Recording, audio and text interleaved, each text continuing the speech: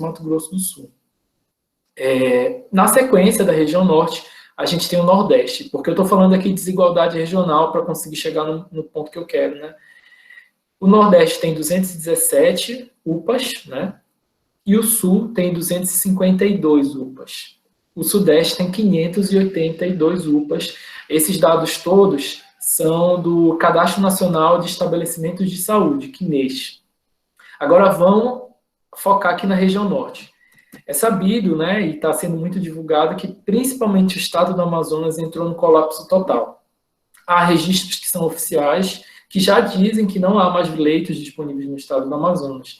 Mas, nos últimos dias, os registros oficiais, não das secretarias de saúde, nem do Ministério da Saúde, mas dos cartórios, vêm demonstrar que, para além daquilo que foi atestado como óbito por conta do Covid, há muitos e muitos óbitos que estão sendo atestados por insuficiência respiratória.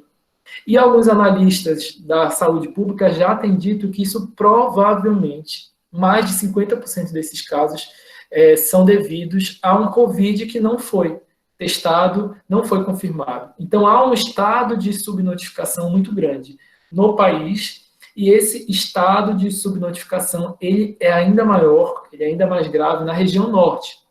Por quê? É a região que está com menos testes disponibilizados.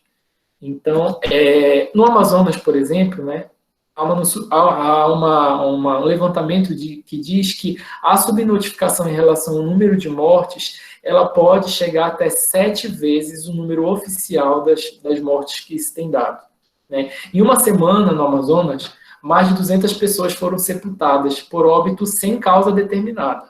Isso só as que não tinham causa determinada, fora aquelas que foram por conta de insuficiência respiratória, etc. Isso, além, né, dessas de síndromes respiratórias ou suspeita de coronavírus, só em uma semana foram 395 mortes. Manaus é a cidade no estado que lidera o número de pessoas acometidas por coronavírus e o número de óbitos também. Só que é o lugar no estado, que é a capital, que concentra todos os leitos do maior estado do país, que é o estado do Amazonas. Até ontem, a Suzan, que é a Secretaria Estadual de Saúde do Amazonas, disse que haviam 3.091 casos confirmados no estado do Amazonas e 288 óbitos. No interior, isso só em Manaus, aliás, né? E no interior, haveria mais 1.710 casos confirmados e 92 óbitos. Esses dados são de hoje, que eu peguei no site da Suzan. Aí a gente sai do Amazonas e vem para o Pará, o segundo maior estado do país e o segundo maior, e o estado também muito importante na região amazônica. A agência pública mostrou também que 42% de todos os casos que estão sendo confirmados aqui no estado do Pará de coronavírus são dos profissionais da saúde, que estão ali na linha de frente, né? E também demonstrou que o número de médicos aqui no estado do Pará é inferior à necessidade do que nós temos no estado, né? Bom, outros dados, né? Secretaria Municipal de Saúde de Belém diz à imprensa que de 125 leitos disponíveis na rede municipal de saúde, 100% já estão ocupados desde semana passada. Ou seja, desde semana passada para cá, os números estão crescendo exponencialmente, como eu falei no início. Então, aí, um número exponencial, um número muito grande de pessoas que sequer estão conseguindo leitos, mesmo que elas estejam precisando. 80% estão desses leitos que estão ocupados na rede municipal de Belém, estão com pacientes de Covid, né? Segundo o DataSUS, Belém possui outros 282 leitos de gestão estadual, né? Então, além dos 125 municipais, haveria mais 282 que são do estado. A Secretaria Estadual de Saúde informa um número, né, não muito certeiro, que seria desses leitos estaduais, entre 75% a 80% estariam ocupados. Desses leitos estaduais, dessa taxa de ocupação, contando todos os leitos do estado, contando com os leitos, portanto, de Santarém, os leitos de Marabá, os leitos de outros municípios no estado. E o que se tem relatado na imprensa aqui no estado do Pará é que todos os leitos de Belém já estão ocupados, mesmo os leitos estaduais. Portanto, esse número sobrando de leitos não seria em Belém, onde tem o maior ápice, o maior número de pessoas que estão acometidas por coronavírus, né?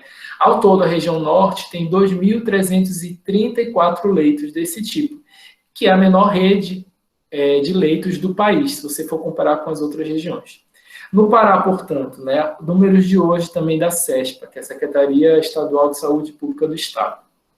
2.999 casos confirmados, portanto, é um número menor do que da própria cidade de Manaus.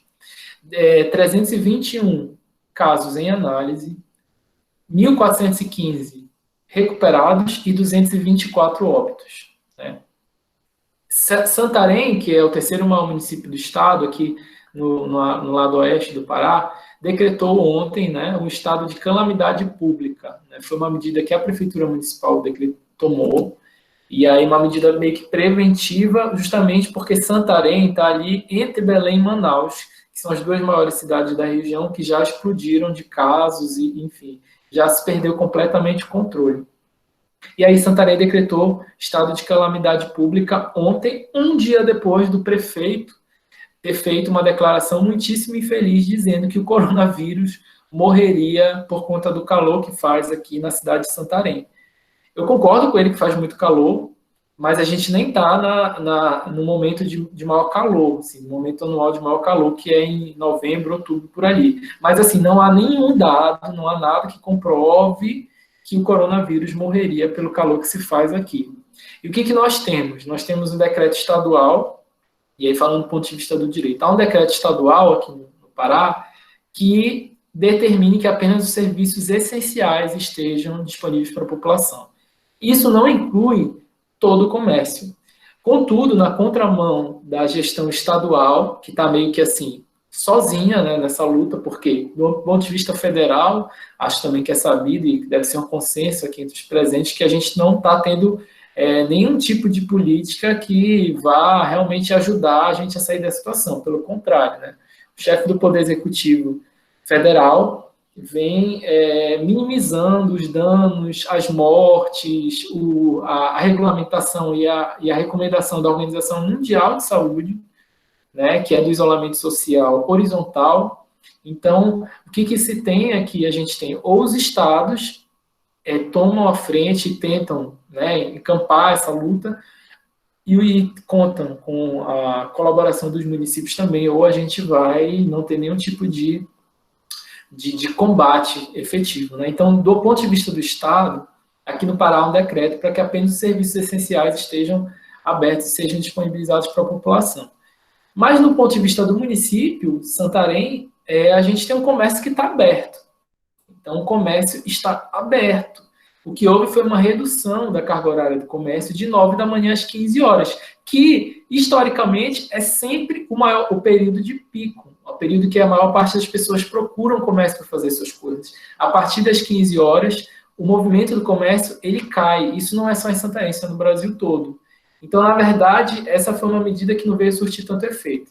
Paralelo a isso, nós temos os auxílios sendo disponibilizados. Nós já passamos do 40º dia de quarentena, nós temos um estado de desemprego crescente, nós estamos em estados aqui na região amazônica de população hiper empobrecida. Então, tem pessoas que já estão passando fome, estão sem emprego, não conseguem sair para fazer sequer um trabalho autônomo, enfim. Então, elas estão precisando também desse auxílio emergencial. Nos últimos dias que a gente tem visto, gente, são cenas muitíssimo tristes, que eu acho que aí as pessoas das outras cidades podem estar falando também. Aqui em Santarém, a gente viu ontem, foi divulgada uma imagem do centro comercial, na frente de uma agência da Caixa Econômica, onde tinha milhares, né, centenas, na verdade, de pessoas na rua, não estava passando carro, as pessoas estavam todas na rua, em fila para conseguir entrar na Caixa Econômica para sacarem seu auxílio emergencial. E nem todos estavam de máscara.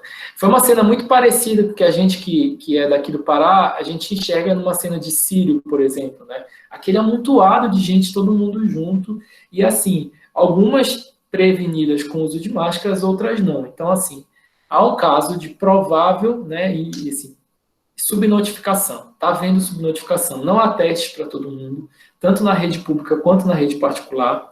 Os hospitais particulares de Belém e também de Manaus estão suspendendo o atendimento aos planos de saúde que são historicamente conveniados com eles. Então, hoje também, ter um plano de saúde não é garantia que você vai permanecer vivo ou que você vai ter sequer um atendimento.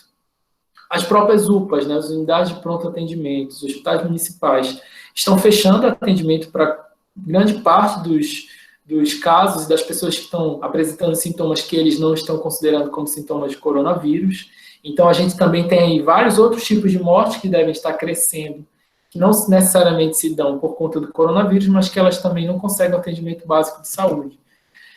Né? Então, é um estado muito grave. Acho que como a gente não via há muitos anos. Né? Aqui em Santarém também, com esse estado de calamidade que foi decretado, o que isso do ponto de vista jurídico, abre margem? Né?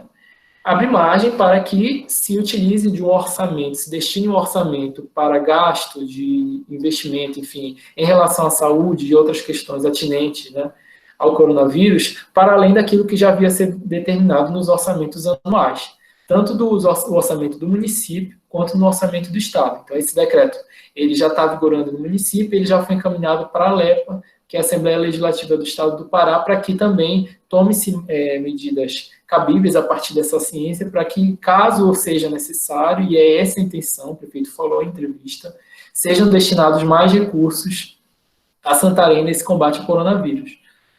O que também foi divulgado aqui é que houve uma compra de 200 novos